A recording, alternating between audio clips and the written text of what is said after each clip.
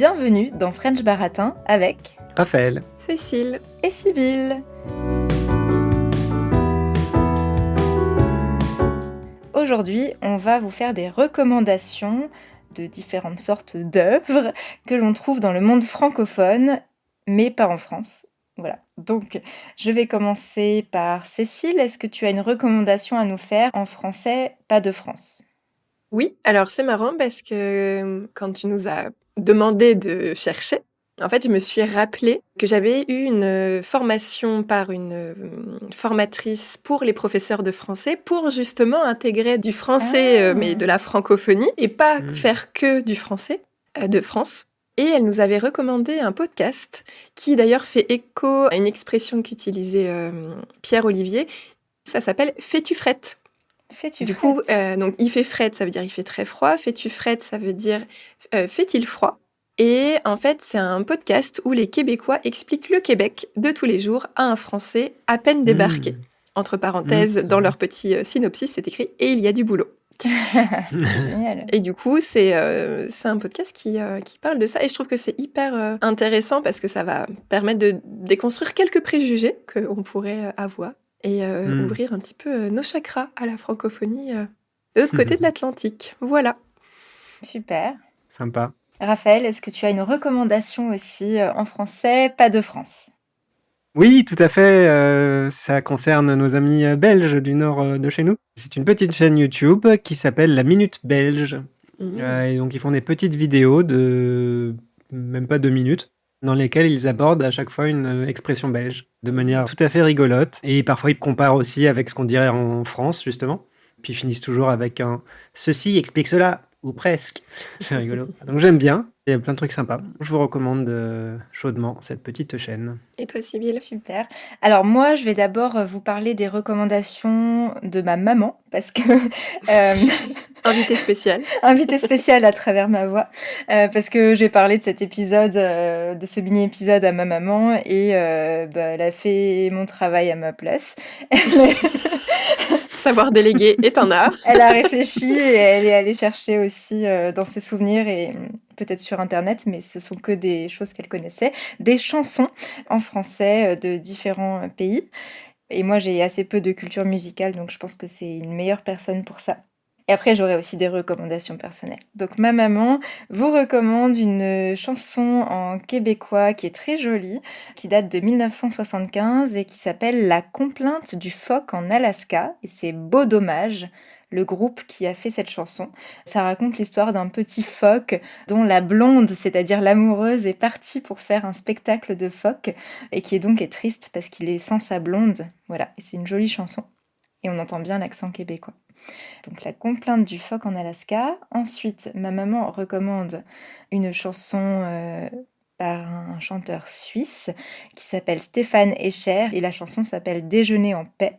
Voilà, donc une jolie chanson un peu rigolote qui parle d'un déjeuner en paix, d'une dame, je crois, qui voulait déjeuner en paix. Ensuite, ma maman recommande, ça c'est très connu en France aussi, une chanson qui est aussi le titre d'un album, Dimanche à Bamako. Donc Bamako, c'est au Mali, et c'est Amadou et Mariam qui ont sorti cet album en 2004. Et donc là, vous entendez du français, un peu du Mali. Et puis ça parle du dimanche, jour de fête à Bamako.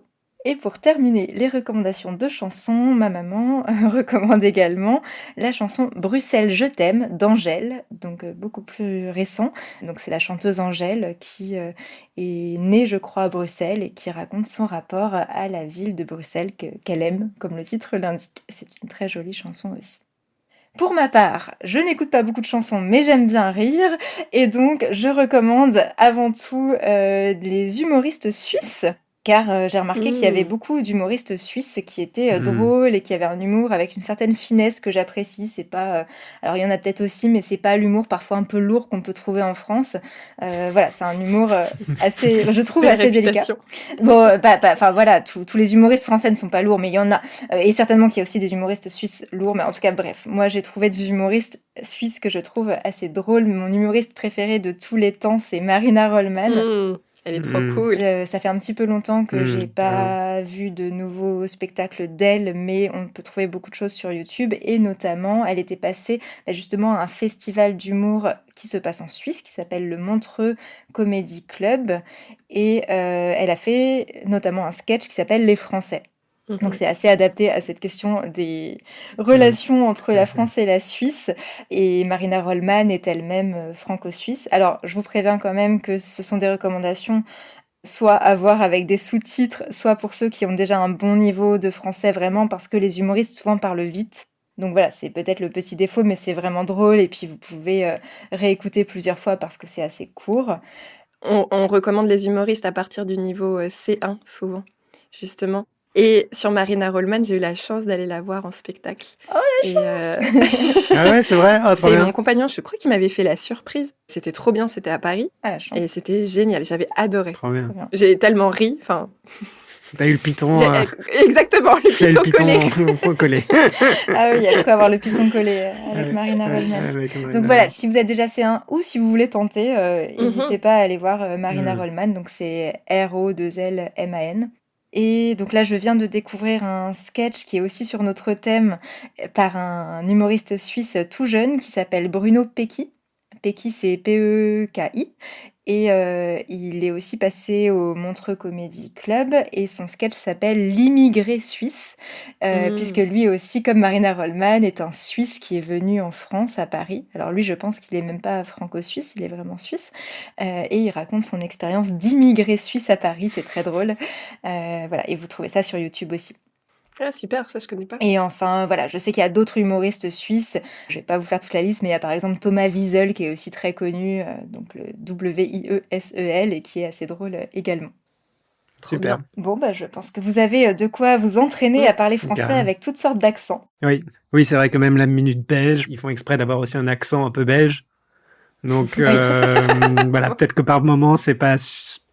Enfin voilà, j'espère que ça reste compréhensible. Et vous apprenez pas tous le français pour venir en Exactement. France, vous pouvez justement Exactement. apprendre le français Tout à pour fait. venir travailler à Bruxelles ou à Genève ou à Québec. Exactement. Enfin, voilà, donc ça peut vous être utile.